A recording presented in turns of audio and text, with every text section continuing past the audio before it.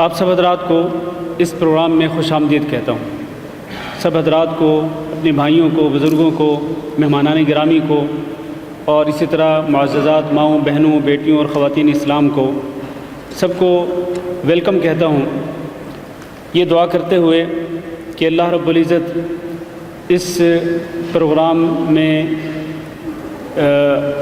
جو لوگ جس طرح سے بھی حصہ لیتے ہیں، سب کی کاوشوں کو اللہ تعالیٰ قبول فرمائے، اور اللہ رب العزت اس پروگرام کو ہمارے لیے ذخیرہ آخرت اور ذریعہ نجات بنائے۔ اس پروگرام میں جیسا کہ آپ جانتے ہیں کہ قرآن اور حدیث کے مطابق مختلف علماء کے مختلف موضوعات پر خطابات ہوتے ہیں۔ آج کے پروگرام میں انشاءاللہ 2 خطابات ہوں گے۔ ایک خطاب ہمارے معزز مہمان محترم جناب مولانا عبد المنان سلفی حفظہ اللہ کا ہوگا، اور ان کا موضوع ہے تربیت اولاد۔ اور دوسرا خطاب ہمارے بھائی محترم سید حبیب اللہ شاہ بخاری صاحب کا ہوگا، اور ان کا موضوع ہے اسراء و معراج۔ آپ سے گزارش کرتا ہوں کہ بالکل یکسو ہو کر، متوجہ ہو کر خطابات سنیے، ان سے استفادہ کیجیے، بالکل متنبہ ہو کر اور الرٹ ہو کر بیٹھیے۔ میں یہ بات اس لیے کہہ رہا ہوں کہ بعض ہمارے بھائی جیسے ہی خطابات شروع ہوتے ہیں تو ان پر اونگ طاری ہونا شروع ہو جاتی ہے، یا پھر ان پر نیند آنا شروع ہو جاتی ہے۔ اور بڑی عجیب بات ہے کہ اگر کوئی ٹاک شو دیکھ رہے ہوں، کوئی ٹی وی پروگرام دیکھ رہے ہوں، میچ دیکھ رہے ہوں، مزاحیہ پروگرام دیکھ رہے ہوں، تو نیند نہیں آتی، لیکن نیند آتی ہے تو کہاں آتی ہے؟ اس طرح کے دینی پروگرام میں۔ تو میرے بھائیوں، الرٹ ہو کے بیٹھیے، اور آنے والے خطابات سے جو بھی ہوں گے ان سے بھرپور استفادہ کیجیے۔ اور ساتھ ہی ایک تنبیہ اور بھی کرتا چلوں، ہماری معززات مائیں بہنیں جو اپنے بچوں کو ساتھ لے کے آتی ہیں، ان سے گزارش ہے کہ وہ اپنے بچوں کو کنٹرول کریں۔ خصوصاً خطابات کے دوران بعض اوقات شور شرابہ ہوتا ہے بچوں کا، تو اس کی وجہ سے خطاب کرنے والے کو بھی تشویش ہوتی ہے اور سننے والوں کو بھی تشویش ہوتی ہے۔ تو اپنے بچوں کو کنٹرول کریں اور انہیں کسی قسم کی تشویش ڈالنے سے منع کریں۔ تو آج کا پروگرام شروع کرتے ہیں اللہ کا نام لے کر۔ میں سب سے پہلے معزز مہمان محترم جناب مولانا عبد المنان سلفی حفظہ اللہ سے گزارش کرتا ہوں اسٹیج پر تشریف لائیں۔ آپ حضرات اچھی طرح سے انہیں جانتے ہیں، ماشاءاللہ ہر سال تشریف لاتے ہیں اور ان کے خطابات بھی ہر مرتبہ ہوتے ہیں۔ آپ جامعہ سراج العلوم سلفیہ نیپال کے وکیل بھی ہیں، وہاں پر تدریس کے فرائض سر انجام دیتے ہیں۔ نیپال میں اور اسی طرح انڈیا میں مختلف مقامات پر ان کے مختلف اوقات میں دروس اور خطابات ہوتے ہیں۔ ماہنامہ السراج کے ایڈیٹر بھی ہیں، جس میں ماشاءاللہ ان کے بہت ہی اچھے مضامین اور بڑے اچھے مقالات شائع ہوتے ہیں۔ وقیع اور علمی مقالات کا حامل ہے یہ ماہنامہ، آپ اس کے ایڈیٹر ہیں۔ تو میں محترم مولانا عبد المنان سلفی حفظہ اللہ سے گزارش کرتا ہوں کہ وہ پہلے خطاب کی ابتدا کریں۔ میں نے پہلے آپ کو بتایا کہ ان کی خطاب کا موضوع ہے تربیت اولاد۔ السلام علیکم ورحمۃ اللہ وبرکاتہ۔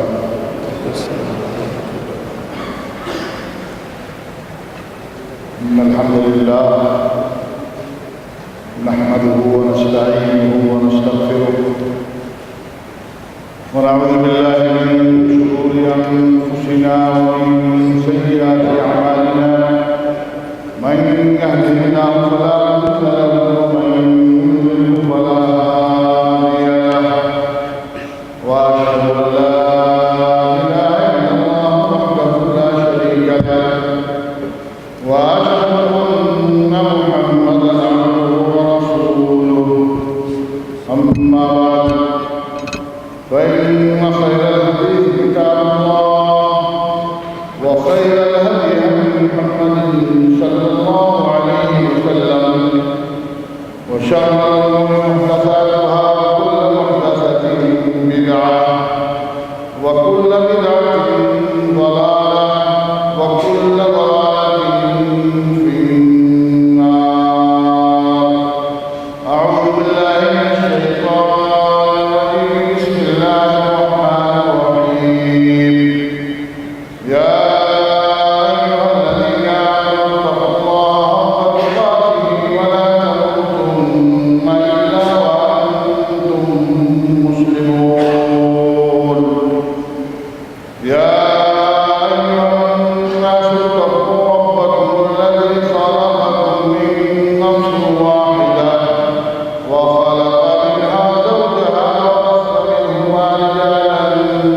كثيرا ونساء واتقوا الله الذي تساءلون به والأرحام إن الله كان عليكم رقيبا يا أيها الذين آمنوا اتقوا الله وقولوا قولا سديدا يصلح لكم أعمالكم ويغفر لكم ذنوبكم ومن يطع الله ورسوله فقد فاز فوزا عظيما أما بعد فإن خير الحديث كتاب الله وخير الهدي هدي محمد صلى الله عليه وسلم وشر الأمور محدثاتها وكل محدثة بدعة وكل بدعة ضلالة وكل ضلالة في النار. أعوذ بالله من الشيطان الرجيم. بسم الله الرحمن الرحيم.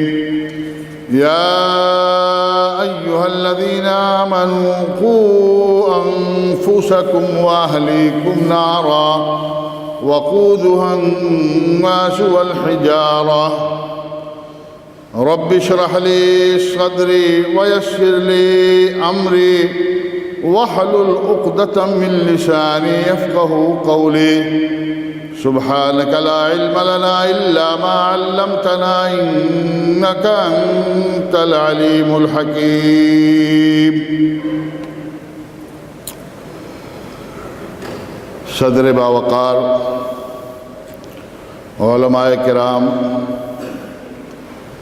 برادران اسلام، بزرگوں، نوجوان دوستوں، عزیز بچوں، میری ماؤں اور بہنوں، یہ میرے لیے بڑی سعادت کی بات ہے کہ آج ایک مرتبہ پھر جمعیت احیاء التراث الاسلامی کویت کے اس مرکزی ہال میں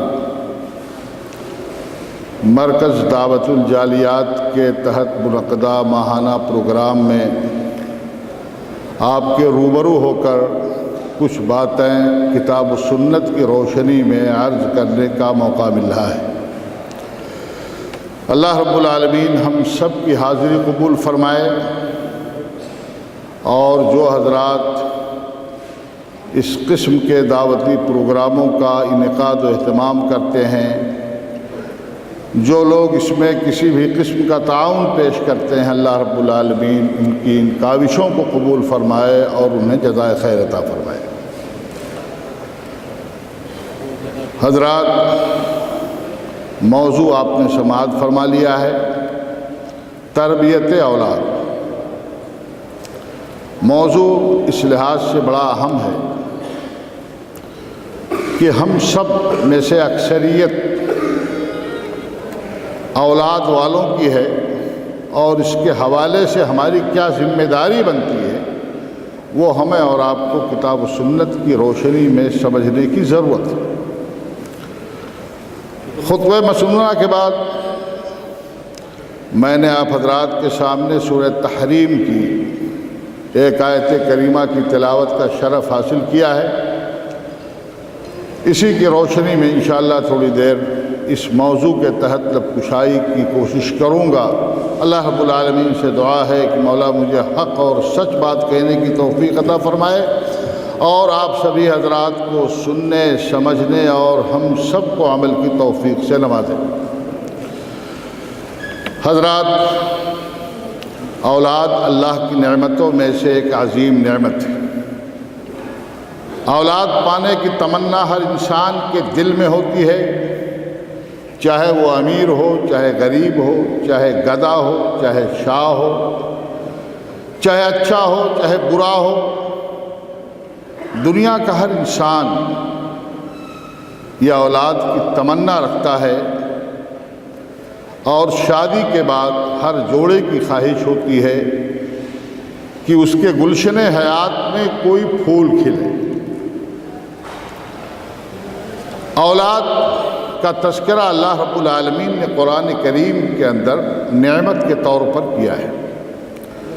اللہ رب العالمین نے سورہ نحل کے اندر ارشاد فرمایا واللہ جعل لکم من انفسکم ازواجا وجعل لکم من ازواجکم بنین وحفدہ ورزقکم من الطیبات افبالباطل یؤمنون وبنعمت اللہ ہم یکفرون۔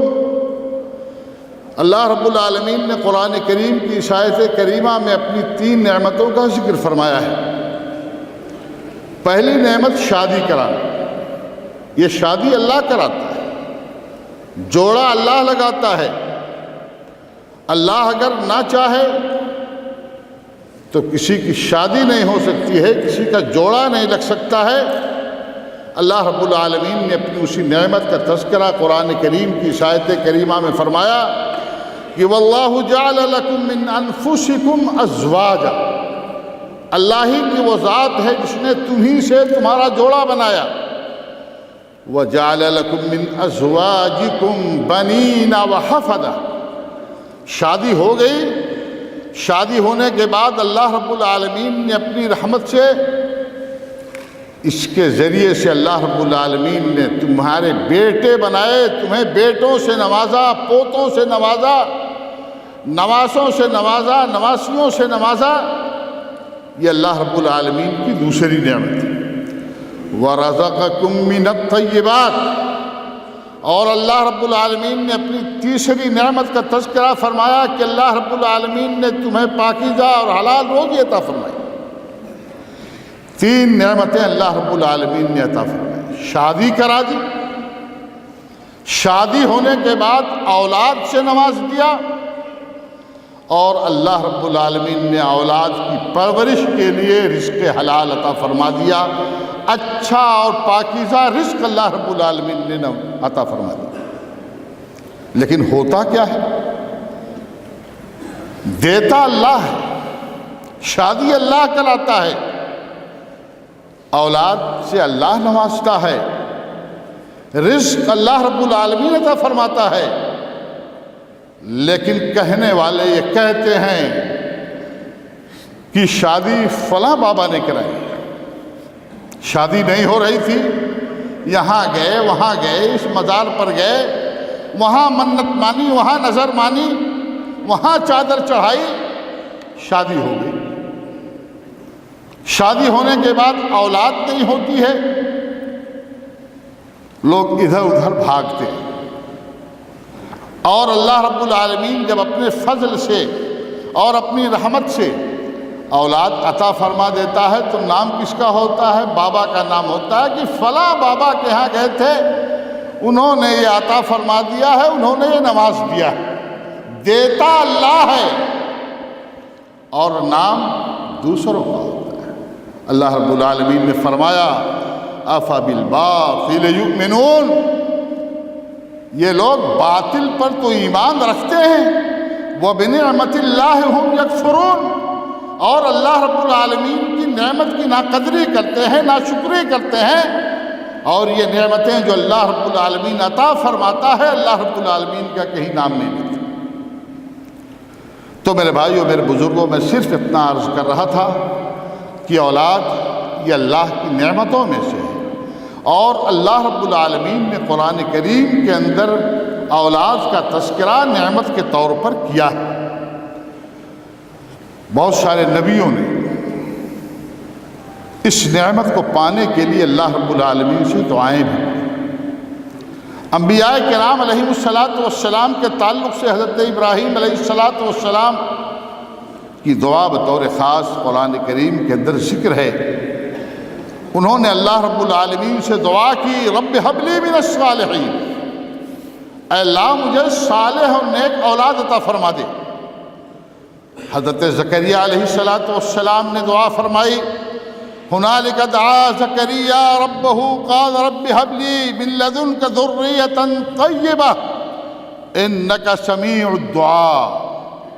حضرت زکریا علیہ الصلاۃ والسلام نے اللہ رب العالمین سے دعا فرمائی کہ ہمارے پروردگار اپنے پاس سے، اپنی رحمت سے، اپنے فضل سے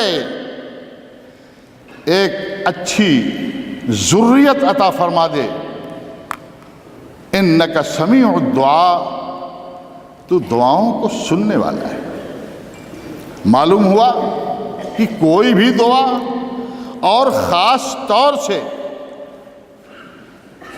اولاد کے لیے جب دعا کرنی ہو تو یہ دعا اللہ رب العالمین سے ہونی چاہیے۔ حضرت زکریا علیہ السلام کی اس دعا کا تفصیل کے ساتھ ذکر سورہ مریم کی ابتدائی آیات میں ہے۔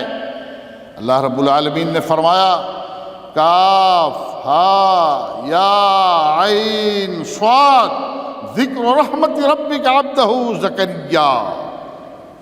اللہ رب العالمین نے فرمایا کہ یہاں تمہاری رحمت، تمہارے رب کی اس رحمت کا ذکر کیا جا رہا ہے، تمہارے رب کے اس انعام کا ذکر کیا جا رہا ہے، تمہارے رب کے اس فضل کا ذکر کیا جا رہا ہے جو تمہارے رب نے اپنے بندے حضرت زکریا علیہ السلام پر کیا تھا۔ اذ نادى ربه نداء خفیا، حضرت زکریا علیہ السلام نے اپنے رب کو چپکے چپکے پکارا، چپکے چپکے اپنے رب سے دعا کی۔ چپکے چپکے دعا کرنے کی کئی وجہیں مفسرین نے لکھی ہیں، علماء نے لکھی ہیں۔ اس میں سے ایک وجہ یہ تھی کہ عمر کی جس منزل میں پہنچنے کے بعد یہ اللہ رب العالمین سے دعا کے لیے بھیک مانگ رہے تھے اور اللہ رب العالمین سے دعا کر رہے تھے، عام طور سے اس عمر میں کسی کو اولاد نہیں ہوتی، بڑھاپے کی عمر میں پہنچ گئے تھے، اسی لیے چپکے چپکے آواز دیا، چپکے چپکے اللہ سے دعا کی۔ کوئی سن لے گا تو ہنسے گا کہ اس بڈھے کو دیکھو، اس بڑھاپے میں اولاد کی تمنا کر رہا ہے۔ اور ویسے بھی دعا اللہ رب العالمین سے چپکے چپکے ہی کرنی چاہیے۔ یہ دعا کے آداب میں سے چیخ چیخ کر کے، چلا چلا کر کے اللہ رب العالمین نے قرآن میں خود منع کیا ہے، اور اللہ کے نبی صلی اللہ علیہ وسلم کی سنتوں سے بھی یہی ثابت ہے کہ وہ ہر چیز کو سننے والا ہے، چیخنے چلانے کی ضرورت نہیں۔ بہرحال حضرت زکریا علیہ السلام نے دعا فرمائی، قال رب انی وہن العظم منی واشتعل الراس شیبا ولم اکن بدعائک رب شقیا۔ حضرت زکریا علیہ السلام نے کہا اے میرے پروردگار، ہڈیاں کمزور ہو چکی ہیں، سر میں سفیدی کے آثار ظاہر ہو چکے ہیں، بال سفید ہو چکے ہیں، لیکن اس کے باوجود میں تجھے پکار کر کے میں اپنے آپ کو بد نصیب نہیں پا رہا ہوں۔ میں سمجھ رہا ہوں کہ عمر کی اس منزل میں بھی تیرے دریائے رحمت کے اندر جوش آ جائے، تیرا فضل ہو جائے، تیرا حکم ہو جائے تو عمر کی اس منزل میں بھی تو مجھے اولاد دے سکتا ہے۔ وَلَمْ أَكُنْ بِدُعَائِكَ رَبِّ شَقِيًّا وَإِنِّي خِفْتُ الْمَوَالِيَ مِنْ وَرَائِي وَكَانَتِ امْرَأَتِي عَاقِرًا فَهَبْ لِي مِن لَّدُنكَ وَلِيًّا۔ کہا میرے بعد جو میرے بھتیجے ہیں، میرے خاندان کے جو لوگ ہیں، ان پر مجھے اطمینان نہیں ہے، وہ میرے اس مشن کو، میری اس دعوت کو، میرے اس پیغام کو لے کر کے آگے نہیں بڑھ پائیں گے، میرا وارث ہونا چاہیے۔ اور صورتحال یہ ہے کہ میں جانتا ہوں کہ میری بیوی بانجھ ہے، میں بوڑھا ہوں اور بیوی بانجھ ہے، یعنی دونوں طرف سے ظاہری طور سے اولاد کی امید قطعاً نہیں ہے۔ وَكَانَتِ امْرَأَتِي عَاقِرًا، لیکن اس کے باوجود فَهَبْ لِي مِن لَّدُنكَ وَلِيًّا، اے اللہ تو اپنے پاس سے مجھے جانشین عطا فرما دے، يَرِثُنِي وَيَرِثُ مِنْ آلِ يَعْقُوبَ وَاجْعَلْهُ رَبِّ رَضِيًّا، جو میرا بھی وارث بنے گا اور آل یعقوب کا بھی وارث بنے گا، اے اللہ اس کو پسندیدہ بنا دے۔ تو میں عرض یہ کر رہا تھا کہ حضرت زکریا علیہ السلام نے اولاد کے لیے دعا بڑھاپے کی منزل میں قدم رکھنے کے بعد کیا اور ان حالات میں کیا کہ بظاہر اولاد کی کوئی امید نہیں تھی، خود یہ بڑھاپے کی منزل میں پہنچ چکے تھے، بیوی بانجھ تھی، لیکن اللہ پر اتنا بھروسہ تھا کہ انہوں نے اس کے باوجود کہ حالات بالکل ان کے خلاف تھے، اللہ رب العالمین کے سامنے ہاتھ اٹھا دیا اور اللہ رب العالمین نے ان کی دعا کو قبول بھی کر لیا اور اللہ رب العالمین نے انہیں اولاد سے نواز بھی دیا۔ تو میں عرض یہ کر رہا تھا کہ اولاد پانے کی تمنا سب میں ہوتی ہے، نبیوں نے، بزرگوں نے، ولیوں نے اولاد کے لیے اللہ رب العالمین سے دعا بھی کی، اور اللہ رب العالمین نے قرآن کریم کے اندر اپنے نیک بندوں کے اوصاف کا تذکرہ کرتے ہوئے ان کی ایک صفت یہ بھی بیان کی ہے کہ وہ نیک اولاد کی تمنا رکھتے ہیں، نیک اولاد کے لیے دعائیں کرتے ہیں۔ والذین یقولون ربنا هب لنا من ازواجنا وذریاتنا قرۃ اعین، نیک بندوں کے اوصاف اللہ رب العالمین نے بتائے کہ وہ اللہ رب العالمین سے دعا کرتے ہیں، حب لنا من ازواجنا وذریاتنا قرۃ، اے اللہ ہماری اولاد، ہماری بیویوں کو ہماری آنکھوں کی ٹھنڈک بنا دے، یہ دعائیں کرتے ہیں۔ اور جب یہ نعمت کسی کو مل جائے، اولاد کی نعمت سے اللہ کسی کو نواز دے، تو اس پر اللہ کا شکریہ بھی ادا ہونا چاہیے۔ اللہ رب العالمین نے فرمایا حضرت ابراہیم علیہ السلام کے تعلق سے کہ جب اللہ رب العالمین نے ان کی دعا کو قبول فرما لیا، حضرت اسماعیل علیہ السلام کی ولادت ہو گئی، تو حضرت ابراہیم علیہ السلام نے اللہ رب العالمین کا شکریہ ادا کیا، الحمدللہ الذی وہب لی علی الکبر اسماعیل و اسحاق ان ربی سمیع الدعا۔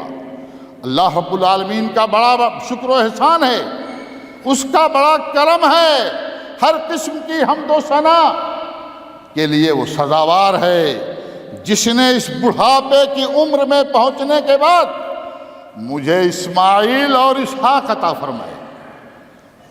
ان ربی سمیع الدعا، میرا پروردگار دعاؤں کو سننے والا ہے، دعاؤں کو قبول کرنے والا ہے۔ آگے ابراہیم علیہ السلام نے اس کے فوراً بعد جب اللہ نے اولاد سے نواز دیا، اولاد کے لیے دعا کی، کیا فرمایا؟ رب اجعل لی مقیم الصلاۃ ومن ذریتی ربنا وتقبل دعا۔ حضرت ابراہیم علیہ السلام نے دعا فرمائی کہ اللہ مجھے بھی نماز کا پابند بنا دے، اور جو میری اولاد ہے، میری ذریت ہے، اے اللہ میری اولاد کو بھی نماز کا پابند بنا دے، وتقبل دعا، اور میری دعا کو قبول فرما لینا۔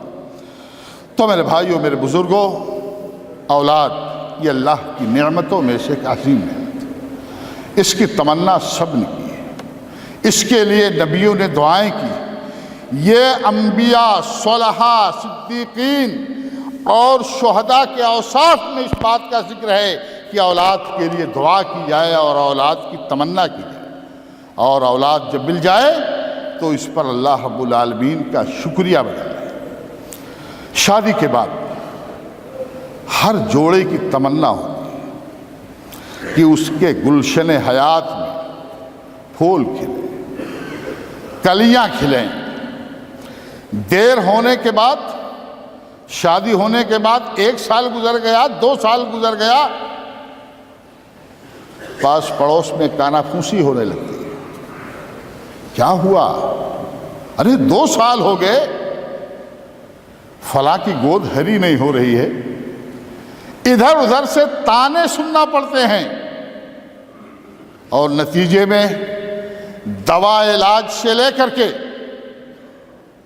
حکیموں اور ڈاکٹروں، طبیبوں کے پاس آنا جانا وہ اپنی جگہ پر، اس کے علاوہ بہت سارے غیر شرعی اعمال، شرکیہ اعمال تک اچھے خاصے مسلمان کر ڈالتے ہیں۔ حافظ صاحب ہمارے ہاں کچھ اہل حدیث آبادیاں ہیں، اہل حدیث بستیاں ہیں، وہ بھی اس کا شکار ہو جاتے ہیں۔ وہ جو گھروں میں عورتیں آتی ہیں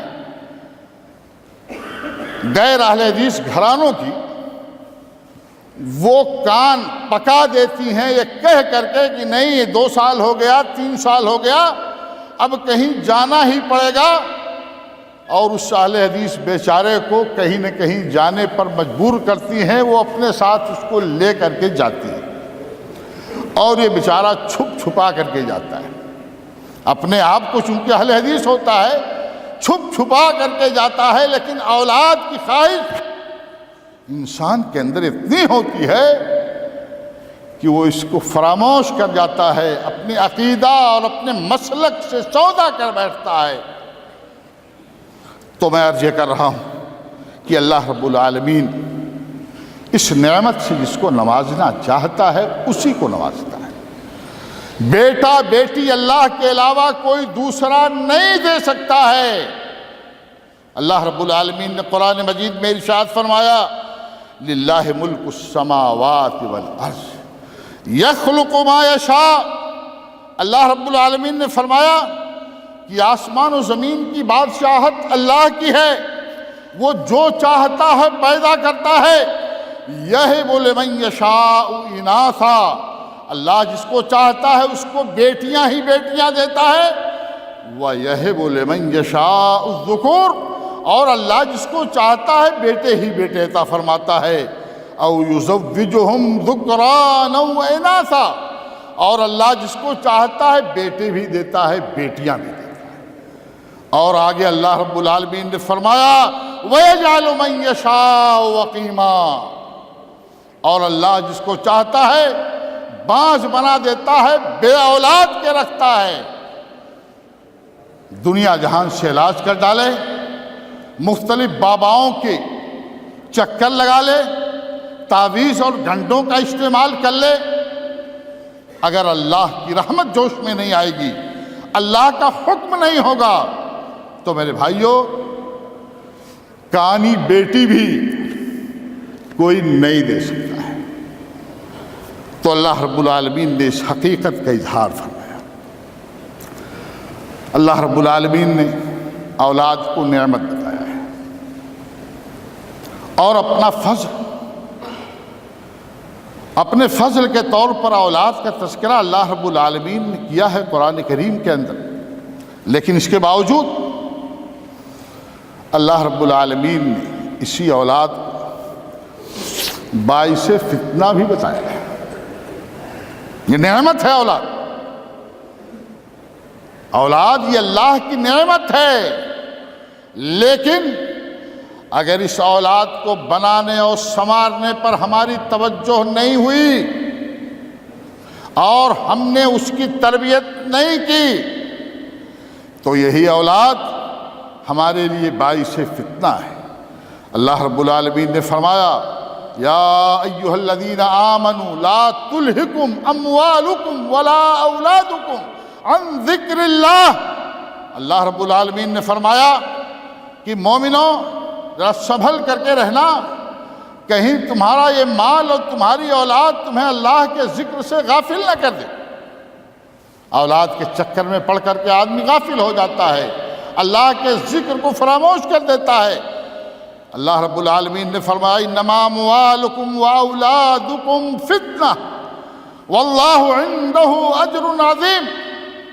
یہ مال و اولاد یہ آزمائش ہے، فتنہ ہے، اللہ رب العالمین نے فرمایا۔ اللہ رب العالمین نے سورۃ تغابن میں ارشاد فرمایا یا ایھا الذین آمنوا ان من ازواجکم واولادکم عدوا لکم فاحذروہم۔ اللہ رب العالمین نے فرمایا کہ اے وہ لوگوں جو ایمان لائے ہو، تمہاری کچھ بیویاں اور تمہارے کچھ بیٹے بیٹیاں، تمہاری کچھ اولاد، سب نہیں، یہ تمہارے دشمن ہیں۔ آپ نے دیکھا کہ اللہ رب العالمین نے اولاد کو نعمت بھی بتایا اور اولاد کو فتنہ بھی بتایا، اولاد کو دشمن بھی اللہ رب العالمین نے بتایا۔ اور یہ دشمن کب ہوں گے ہمارے؟ ہم اور آپ اس بات کو اچھی طریقے سے سمجھ لیں کہ اگر ان کے تعلق سے ہم نے اپنی ذمہ داریوں کو ادا نہیں کیا اور ان کو بنانے اور سنوارنے کے لیے ہم نے کوشش نہیں کی تو وہ ہمارے لیے دشمن ہوں گے، ہمارے لیے فتنے کا سبب ہوں گے، ہمارے ایمان کو وہ بگاڑنے والے ہوں گے۔ اسی لیے انبیاء کرام علیہ السلام نے اپنی اولاد کو بنانے اور سنوارنے کی پوری کوشش کی۔ اس کے لیے انہوں نے اللہ رب العالمین سے دعا بھی کیا۔ حضرت ابراہیم علیہ السلام نے اللہ رب العالمین سے دعا فرمائی، اللہ رب العالمین نے ارشاد فرمایا وَإِذْ قَالَ إِبْرَاهِيمُ رَبِّ اجْعَلْ هَذَا الْبَلَدَ آمِنًا وَاجْنُبْنِي وَبَنِيَّ أَن نَّعْبُدَ الْأَصْنَامَ رَبِّ إِنَّهُنَّ أَضْلَلْنَ كَثِيرًا مِّنَ النَّاسِ فَمَن تَبِعَنِي فَإِنَّهُ مِنِّي وَمَنْ عَصَانِي فَإِنَّكَ غَفُورٌ رَحِيمٌ۔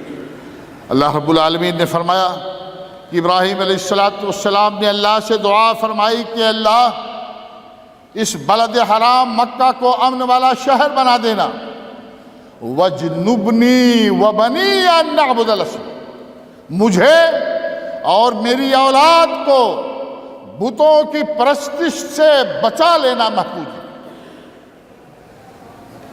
آپ غور کیجیے، حضرت ابراہیم علیہ السلام نے صرف اپنے لیے دعا نہیں کی، اپنے ساتھ اپنے اولاد کو، اپنے بچوں کو شامل رکھا کہ اللہ مجھے اور میری اولاد کو بتوں کی عبادت سے، بت پرستی سے بچا لے۔ کیوں؟ اس لیے کہ ان بتوں نے بہتوں کو گمراہ کر دیا ہے۔ رب انہن اضللن کثیرا من الناس۔ حضرت ابراہیم علیہ السلام نے، حضرت یعقوب علیہ السلام نے، تمام انبیاء کرام علیہ السلام نے اپنی اولاد تربیت کی، ان کو سنوارا، ان کو بنایا اور ان کے لیے ہمیشہ فکر مند رہے۔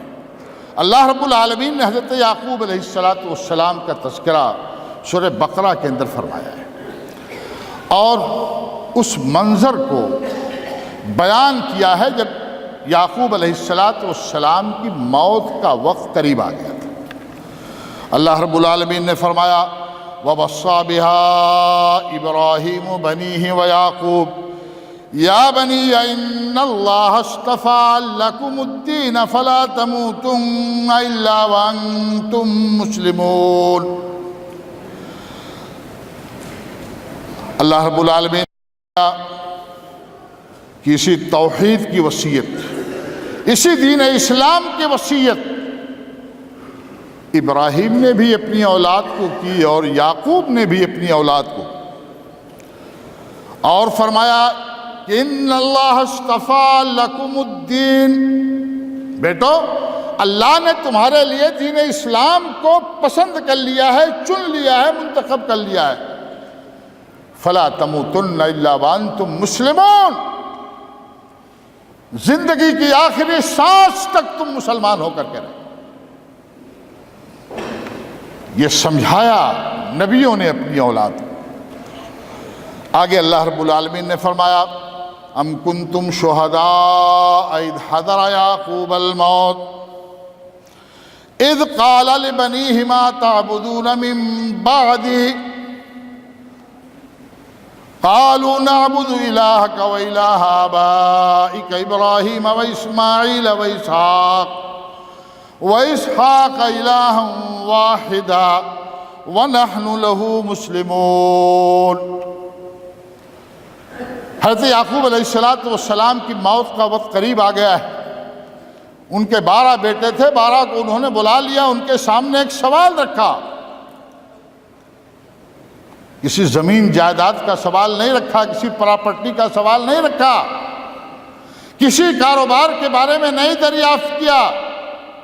ان کے سامنے صرف ایک سوال رکھا کہ بیٹو ما تعبدون من بعدی، میرے بعد تم عبادت کس کی کرو گے؟ آج میں تمہارے ساتھ ہوں، تم اللہ کی عبادت کر رہے ہو، موحد ہو، یہ بتاؤ کہ جب میں نہیں رہوں گا تو میرے بعد عبادت کس کی کرو؟ کہیں کسی قبر کو تو نہیں پوجنے لگو گے؟ کسی مزار کو سجدہ تو نہیں کرنے لگو گے؟ غیر اللہ سے فریاد تو نہیں کرو گے؟ اللہ کو چھوڑ کر کے کسی کو مدد کے لیے تو نہیں بلاؤ گے؟ ما تعبدون من بعدی، میرے بعد تم کس کی عبادت کرو گے؟ سارے بیٹوں نے بیک زبان جواب دیا، قالوا نعبد الہک و الہ آبائک ابراہیم و اسماعیل و اسحاق الہ واحد۔ ابا اطمینان رکھیے، آپ اور آپ کے باپ ابراہیم، اسماعیل، اسحاق جس اللہ واحد کی پرستش کرتے رہے ہیں، آپ کے بعد ہم بھی اسی اللہ واحد کی پرستش کریں گے، وَنَحْنُ لَهُ مُسْلِمُونَ، اور ہم اسی کے سامنے جھکنے والے ہیں۔ کیا یہی حساسیت، یہی فکر مندی جو ان انبیاء کرام علیہ السلام کو اپنی اولاد کے تعلق سے تھی، آج تو ہم مرتے ہوئے اپنا بینک بیلنس بتاتے ہیں، اپنی پراپرٹی کی تفصیل دیتے ہیں، دنیا کمانے کے سارے گن اور سارے طریقے اپنے بچوں کو ہم بتا دینا چاہتے ہیں، لیکن کیا دین کے حوالے سے، اسلام کے حوالے سے، توحید کے حوالے سے حساسیت ہمارے اندر ہے؟ کیا ہم کبھی سوچتے ہیں کہ ہماری یہ نسل، ہماری یہ اولاد، ہمارے یہ بیٹے، ہمارے یہ پوتے کہیں ایسا نہ ہو کہ گمراہی کا شکار ہو جائیں؟ معلوم ہوا کہ انبیاء کرام علیہ السلام کا منہج یہ ہے، ان کا طریقہ یہ ہے، یا ایھا الذین آمنوا قوا انفسکم واہلیکم نارا، اپنے آپ کو ہی مسلمانوں جہنم سے بچاؤ اور اپنے ساتھ ساتھ اپنے اہل و عیال کو بھی جہنم کی آگ سے بچاؤ۔ اللہ رب العالمین نے سورہ لقمان کے اندر تفصیل سے حضرت لقمان کی نصیحتوں کا ذکر کیا ہے، جو نصیحتیں لقمان نے اپنے صاحبزادے کو کیا تھا۔ تفصیل کا موقع نہیں ہے، ورنہ میں آپ کو بہت تفصیل کے ساتھ بتاتا۔ اللہ رب العالمین نے لقمان کا ذکر کیا۔ لقمان کوئی نبی نہیں تھے، ایک حکیم تھے، بڑے دانا و بینا، سمجھدار، جہاندیدہ انسان تھے، نفع نقصان وہ جانتے تھے۔ نصیحت کرتے ہوئے اپنے بیٹے کو توحید کی تعلیم دی، یا بنی لا تشرک باللہ ان الشرک لظلم عظیم۔ اس کے بعد ماں باپ کی اطاعت، دیکھیے ماں باپ کی اطاعت کا تذکرہ کیا۔ وَوَصَّيْنَا الْإِنسَانَ بِوَالِدَيْهِ حَمَلَتْهُ أُمُّهُ وَهْنًا عَلَى وَهْنٍ وَفِصَالُهُ فِي عَامَيْنِ أَنِ اشْكُرْ لِي وَلِوَالِدَيْكَ إِلَيَّ الْمَصِيرُ۔ اور اس کے بعد اللہ رب العالمین نے اور چیزیں ذکر فرمائی ہیں۔ آگے لقمان حکیم نے اپنے بیٹے کو اللہ رب العالمین کے مراقبے اور نگرانی سے متنبہ کیا، یا بنی انہا ان تک مثقال حبۃ من خردل فتکن فی صخرۃ او فی السماوات والارض یأت بہ اللہ۔ میرے بیٹے ایک بات سمجھ لو کہ اگر رائی کے دانے کے برابر کوئی چیز ہوگی، کوئی عمل ہوگا، اچھا عمل، برا عمل، اور تم کسی پہاڑ کی چٹان میں ہوگے، یا آسمانوں کی بلندیوں پر ہوگے، یا زمین کے نیچے ہوگے، یات بہ اللہ، وہ جرم، وہ گناہ چاہے جہاں کیا ہوگا، چھپ کر کے کیا ہوگا، لیکن اللہ اس کو سامنے لے آئے گا۔ یات بہ اللہ ان اللہ لطیف خبیر۔ یہ نصیحت لقمان نے اپنے بیٹے کو کہ اللہ سے ڈرو، اللہ کی نظر سے بچ نہیں سکتے ہو۔ آگے انہوں نے نصیحت کی، یا بنی اقم الصلاۃ، بیٹے نماز پڑھتے رہنا، وَأَمُرْ بِالْمَعْرُوفِ وَانْهَ عَنِ الْمُنْكَرِ، لوگوں کو اچھی باتیں بتاتے رہنا، خراب باتوں سے روکتے رہنا، وَاصْبِرْ عَلَى مَا أَصَابَكَ إِنَّ ذَلِكَ مِنْ عَزْمِ الْأُمُورِ۔ اس راستے میں کوئی پریشانی آ جائے تو صبر کر لینا۔ معلوم ہوا امر بالمعروف اور نہی عن المنکر کے راستے میں پریشانیاں آئیں گی، گھبرانے کی ضرورت نہیں ہے۔ لقمان نے اپنے بیٹے کو نصیحت کی کہ صبر کر جانا، وَاصْبِرْ عَلَى مَا أَصَابَكَ إِنَّ ذَلِكَ مِنْ عَزْمِ الْأُمُورِ۔ اور دنیا میں رہنا تو اکڑ کر کے مت چلنا، تواضع اور خاکساری اختیار کرنا۔ وَلَا تُصَعِّرْ خَدَّكَ لِلنَّاسِ وَلَا تَمْشِ فِي الْأَرْضِ مَرْحًا إِنَّ اللَّهَ لَا يُحِبُّ كُلَّ مُخْتَالٍ فَخُورٍ۔ لقمان نے اپنے بیٹے سے کہا کہ وَلَا تُصَعِّرْ خَدَّكَ لِلنَّاسِ، اپنے گال کو، اپنے منہ کو لوگوں سے موڑ کر کے، ٹیڑھا کر کے مت رکھنا، مارے گھمنڈ میں، مارے غرور کے، اور زمین میں اترا کر کے، آکاڑ کر کے مت چلنا، سینہ تان کر کے، اس لیے کہ اللہ گھمنڈ کرنے والے کو اور تکبر کرنے والے کو اللہ پسند نہیں فرماتا ہے۔ وَاقْصِدْ فِي مَشْيِكَ وَاغْضُضْ مِنْ صَوْتِكَ إِنَّ أَنْكَرَ الْأَصْوَاتِ لَصَوْتُ الْحَمِيرِ۔ لقمان نے بتایا، نصیحت کیا، چلو تو درمیانی چال چلو، میانہ روی اختیار کرو، نہ بہت تیز نہ بہت آہستہ آہستہ تکلف کے ساتھ کہ کبر اور غرور کا مظاہرہ ہو۔ آواز دھیمی رکھو، پست رکھو، اس لیے کہ سب سے خراب آواز گدھے کی آواز ہوتی ہے، اور گدھا بہت تیز بولتا ہے۔ تو میرے بھائیو، یہ حضرت لقمان نے اپنے صاحبزادے کو نصیحت کی۔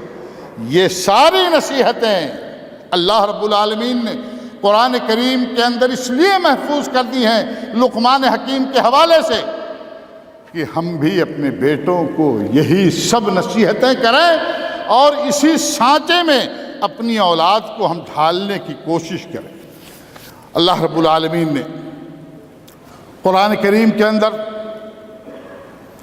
اور بہت ساری آیتوں میں حضرت نوح علیہ السلام کا تذکرہ کیا ہے، ان کے بیٹے کا ذکر کیا ہے، اور اس کا کیا معاملہ تھا، وہ ساری تفصیلات ہیں۔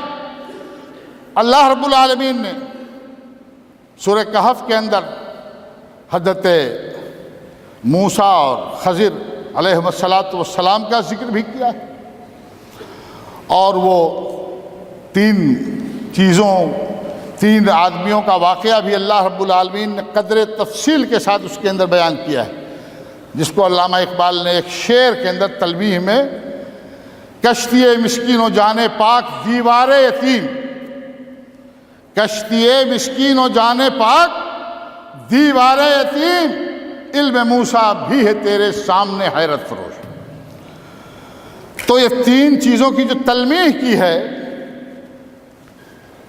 حضرت موسیٰ علیہ السلام کی جب ملاقات ہوئی حضرت خضر علیہ السلام کی، اور انہوں نے ان کے ساتھ رہنے کی درخواست کی، گزارش کی کہ میں آپ کے ساتھ رہ کر کے کچھ آپ سے سیکھنا چاہتا ہوں۔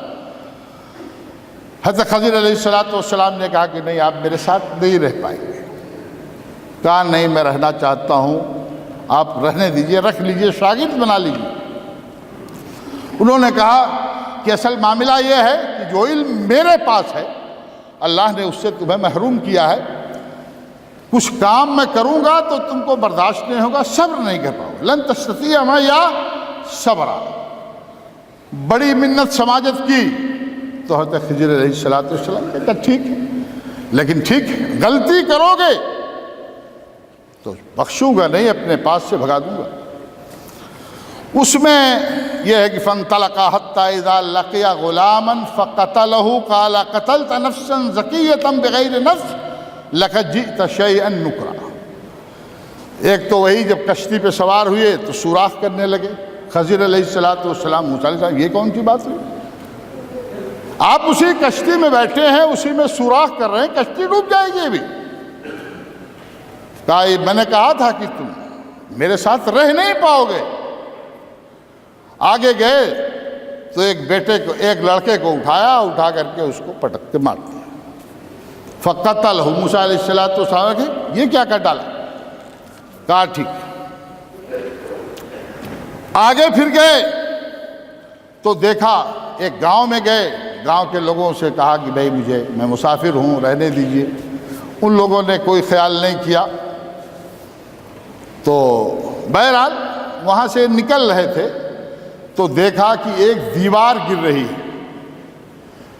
تو خضر علیہ السلام نے اس دیوار کو ٹھیک کر دیا, سیدھا کر دیا, ٹیکوں کو لگا کر کے, تاکہ دیوار گرنے سے محفوظ ہو جائے. موسیٰ علیہ السلام پھر بول پڑے, یہ بات بھی ہے آپ سے, یہ بستی کے لوگوں نے مجھے مہمان نہیں بنایا, میزبانی نہیں کی, اس بستی کی کوئی دیوار گر رہی ہے تو گرا کرے, آپ سے کیا مطلب تھا, آپ نے جا کے اس کو سیدھا کر دیا. خیر, تو جس دیوار کو انہوں نے سیدھا کیا تھا میرے بھائیوں, اس کے بارے میں اللہ رب العالمین نے بتایا بعد میں, جب حضرت خضر علیہ السلام نے اس کی تفصیل بیان کی کہ وَأَمَّا الْجِدَارُ فَكَانَ لِغُلَامَيْنِ يَتِيمَيْنِ فِي الْمَدِينَةِ وَكَانَ تَحْتَهُ كَنْزٌ لَهُمَا. جو دیوار میں نے سیدھی کی ہے وہ 2 یتیم بچوں کی تھی. اس دیوار کے نیچے خزانہ رکھا ہوا تھا اس کے باپ. فَكَانَ أَبُوهُمَا صَالِحًا, كَانَ أَبُوهُمَا صَالِحًا. اور ان دونوں یتیم بچوں کا جو باپ تھا نا, بڑا نیک تھا. فَأَرَادَ رَبُّكَ أَن يَبْلُغَا أَشُدَّهُمَا. تمہارے رب کی مشیت یہ ہوئی کہ یہ دونوں بچے جب سن رشد کو پہنچ جائیں, بڑے ہو جائیں, تب وَيَسْتَخْرِجَا كَنْزَهُمَا, تو اپنا دفینہ, اپنا خزانہ یہ نکالیں. رحمتًا من ربک, یہ تمہارے رب کی طرف سے رحمت ہے. ما فعلتہ عن امری, میں نے کچھ اپنی طرف سے نہیں کیا. تو میں عرض یہ کرنا چاہتا تھا کہ اگر اولاد کی حفاظت اللہ رب العالمین والدین کے نیکیوں کے ذریعے بھی کرتے ہیں. آپ نیک ہوں گے, ہم نیک ہوں گے, تو اللہ ہماری اولاد کی حفاظت فرمائے, اور اللہ رب العالمین ان کو ضائع نہیں ہونے دے گا. بعض مفسرین نے لکھا ہے, غالباً علامہ ابن کثیر نے لکھا ہے کہ جس باب کا انہوں نے اس میں ذکر آیا ہے وَكَانَ أَبُوهُمَا صَالِحًا, وہ 7ویں پشت میں ان کا باپ ہوتا تھا ان دونوں یتیم بچوں کا. بہرحال تو ضرورت اس بات کی ہے کہ ہم اور آپ بچوں کی تربیت کے حوالے سے بہت حساس ہوں, عقائد سے لے کر کے عبادات تک, اور عبادات سے لے کر کے اخلاقیات تک. میں اپنی گفتگو بس ختم کر رہا ہوں, آخری باتیں کہہ رہا ہوں. موجودہ زمانے میں فتنوں کے بہت سارے راستے واضح طور سے کھلے ہوئے ہیں, اور ہمارے بچے ان فتنوں کا شکار ہو رہے ہیں. خاص طور سے جب سے موبائل کلچر اس دنیا میں آیا, اس موبائل نے ہمارے بچوں کی اخلاقیات پر کتنا منفی اثر ڈالا ہے, اس کو بیان کرنے کی ضرورت نہیں ہے. صورتحال میرے بھائیوں, میرے بزرگوں, آپ میں سے اکثر جتنے لوگ یہاں تشریف فرما ہیں, آپ لوگوں میں سے اکثر کے بیٹے بیٹیاں اپنے اپنے وطن میں ہیں. کچھ ہی لوگ ہوں گے جن کے بیٹے بیٹیاں یہاں کویت میں ان کے ساتھ ہوں گے. آپ یہاں ہیں, آپ پیسے کما کر کے آپ ان کی آرام و آشائش کے لیے سارا انتظام کر رہے ہیں. آپ اپنا پسینہ بہا کر کے, اپنا خون جگر جلا کر کے, اپنے نونہالوں کے اور اپنے جگر گوشوں کے روشن مستقبل کے لیے آپ تڑپ رہے ہیں, پریشان ہو رہے ہیں. لیکن میرے بھائیوں, کیا آپ نے کبھی اس بات کے اوپر توجہ کیا ہے کہ آپ پیسے بھیج رہے ہیں, آپ سال بھر کے بعد, 6 مہینے کے بعد, 2 سال کے بعد آپ کے یہاں سے سفر ہوتا ہے, آپ کے بچے کس حال میں ہیں, ان کی سوسائٹی کیا ہے, ان کا رہن سہن کیسا ہے, دین پر ان کی گرفت کتنی مضبوط ہے, اور دین سے ان کا تعلق کتنا رہ گیا ہے، کیا ہم اور آپ اس کا اندازہ لگا سکتے ہیں؟ میں عرض کر رہا تھا کہ صورتحال بہت خراب ہے، صورتحال ناقابل بیان ہے۔ آج بچوں کی تربیت نہ کرنے کا نتیجہ یہ ہے، میں بات کہنا نہیں چاہتا، شرم کی بات ہے، لیکن بات سچ ہے، بات حقیقت ہے۔ ہمارے ہندوستان کے اندر مہاراشٹر وغیرہ کے علاقے میں اور بہت سارے علاقوں میں مسلم گھرانے کی بیٹیاں عائشہ، خدیجہ، فاطمہ نام رکھنے والی بیٹیاں یہ غیر مسلموں سے باقاعدہ شادیاں کریں۔ کچھ لوگ کہہ رہے ہیں کہ ان بچیوں کو پھنسایا جا رہا ہے اور سازشوں کا جال بچھا کر کے ان کے ایمان پر ڈاکہ ڈالا جا رہا ہے۔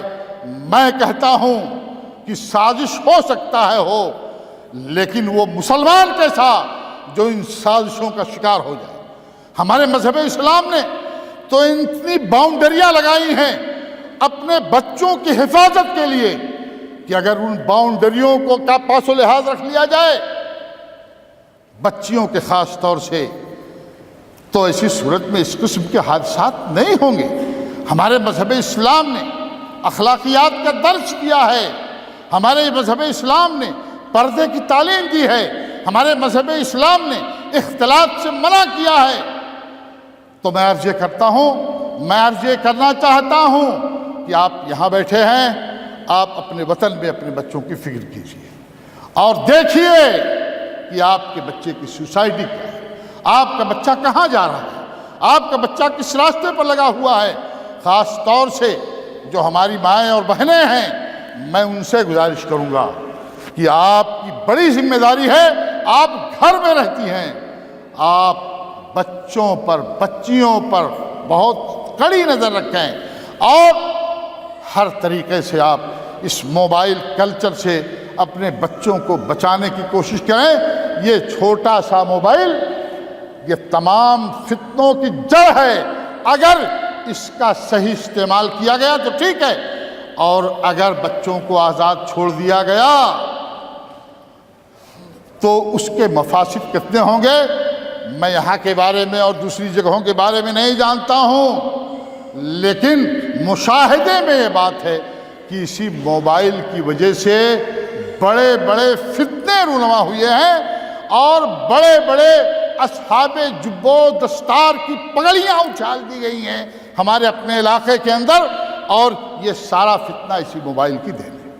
اللہ رب العالمین سے دعا ہے کہ اللہ رب العالمین ہم سب کو اپنے بچوں کی تربیت کے حوالے سے اپنی ذمہ داریاں سمجھنے کی اور انہیں ادا کرنے کی توفیق عطا فرمائے۔